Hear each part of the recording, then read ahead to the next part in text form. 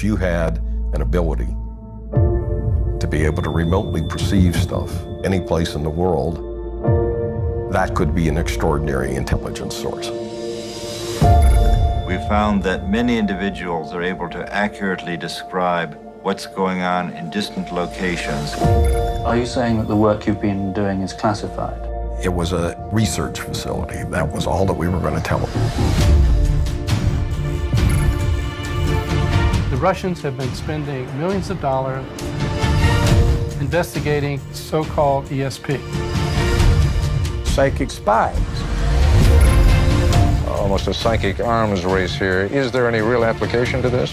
I think remote viewing has been demonstrated over the 20 years of work that's been sponsored by the government. Producing crucial and vital intelligence to the NSA, CIA, DEA, and the Secret Service.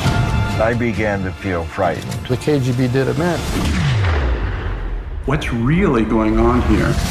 State-sponsored assassination attempt. The CIA was lying. They wanted to kill the program. A storm brewing. This is real. I say no more secrets. Let this information out.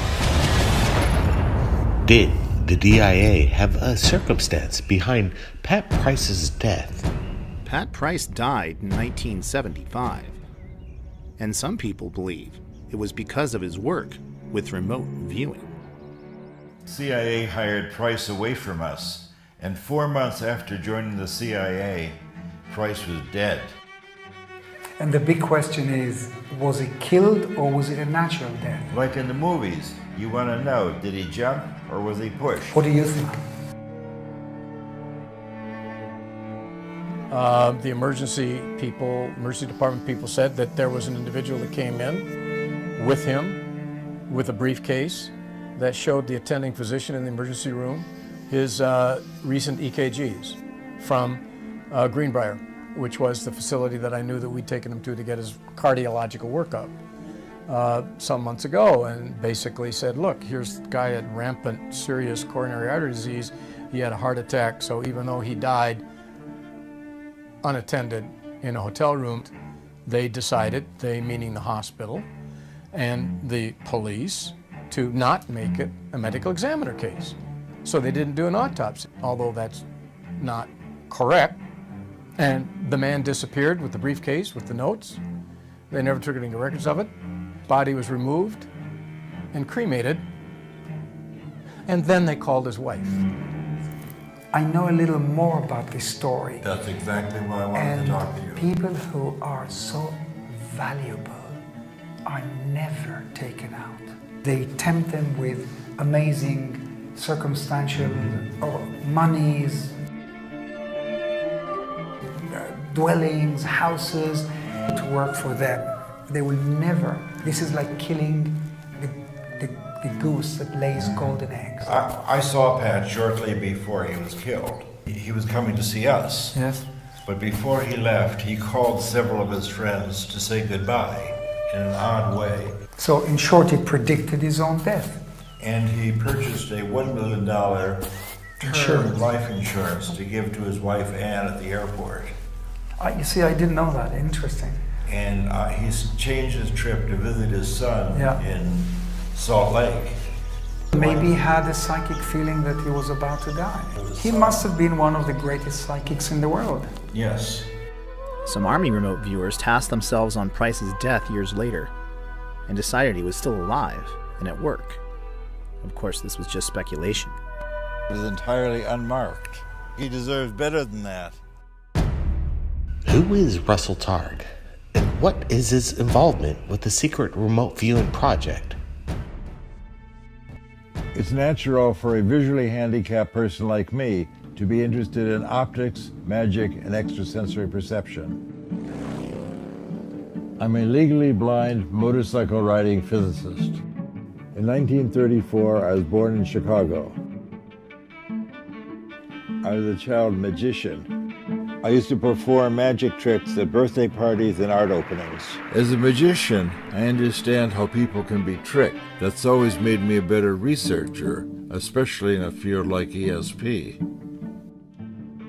I left graduate school at Columbia in 1956, and in 1958, I began working on the earliest development of the laser.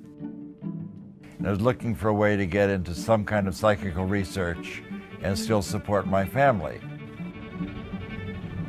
I heard that there was going to be a lecture at Stanford University, and there was a young physicist, Hal Puthoff, giving a lecture on psychic discoveries behind the Iron Curtain, American and Russian ESP. And I then went back and talked to my new friend Hal Puthoff and said, I think I got some dough. Let's talk to your management about creating a program. And he said, that would be very nice. You just have to promise that you'll keep a low profile. So that was in June of 1972. And this led to the beginning of our program at SRI to investigate psychic abilities. I look forward to coming to work. Every day had a new miracle. I feel like the child magician finally got a job doing magic. Ingo Swann and his involvement with the remote viewing project revealed in the new documentary. Ingo was really the father of remote viewing in the modern era. Before Ingo, people were describing the picture in the envelope. He said, if I want to see what's in the envelope, I'll open the envelope. I can focus my attention anywhere on the planet, give me something interesting to look at. And he threatened to quit. And so we asked him, well, you know, what do you mean? What would you like to do? And he says, just send somebody out in the San Francisco Bay Area and I'll describe where they are.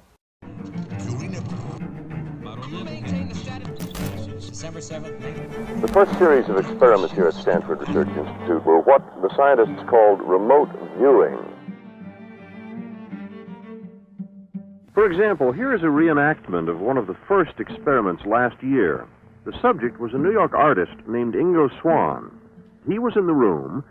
The experimenters, Drs. Harold Puthoff and Russell Targ, were driving away in a car. Their destination was in a sealed envelope. This day it was Palo Alto City Hall. The subject did not know. But back in the room, the subject began sketching and describing where he imagined they might be. Here was the tape recording that he made then. There must be buildings around, and this would be sort of an area enclosed of some sort, a quadrangle or a quad. And then I sort of felt that there might be a fountain around, but I didn't hear any water in it. There is a fountain. That day, it was turned off. Back in the room, the subject sketched a pattern he thought was crosswalks coming together in a circle. In fact, the courtyard is paved in this pattern. The courtyard where they were is 2 miles from the room where the subject was. There had been no communication between them. Swann claimed that he could move the needle of an unswayable magnetometer, buried under 30 feet of concrete, with a classified design used to sniff out nuclear explosions. It even had superconducting shielding. Its claim to fame was that nothing from the outside could affect it. Not only could Ingo perfectly sketch the design, but the needle moved, and nearly got them kicked out of Stanford for breaking the experiment. And that got the attention of the CIA. Get ready for an exclusive interview coming up shortly right here at Third Phase of Moon with Russell Targ, Third-Eyed Spies. Stay tuned for more updates. If you had an ability to be able to remotely perceive stuff any place in the world, that could be an extraordinary intelligence source. We found that many individuals are able to accurately describe what's going on in distant locations. Are you saying that the work you've been doing is classified? It was a research facility. That was all that we were going to tell them. The Russians have been spending millions of dollars investigating so-called ESP. Psychic spies. Almost a psychic arms race here. Is there any real application to this? I think remote viewing has been demonstrated over the 20 years of work that's been sponsored by the government. Producing crucial and vital intelligence to the NSA, CIA, DEA, and the Secret Service. I began to feel frightened. The KGB did it, man. What's really going on here? State-sponsored assassination attempt. The CIA was lying. They wanted to kill the program. A storm brewing. This is real. I say no more secrets.